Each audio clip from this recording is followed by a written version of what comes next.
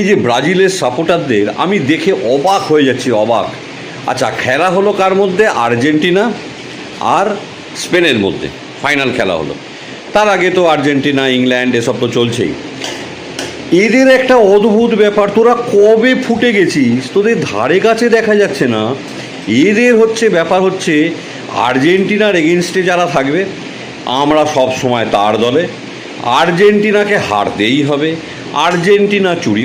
এটা সেই অনেকটা বাংলাদেশের সবাই নয়, বাংলাদেশের কিছু মানুষ আছে, যেমন ধরুন ইন্ডিয়া অস্ট্রেলিয়ার খেলা হচ্ছে, সেখানে অস্ট্রেলিয়া জিতলো বা ইন্ডিয়া, ধরুন সেখানে ইন্ডিয়া জিতলো, সেইখানে হচ্ছে কথা বলবে কীরকম যে ইন্ডিয়া চুর, আম্পায়ার চুর, আইসিসি চুর।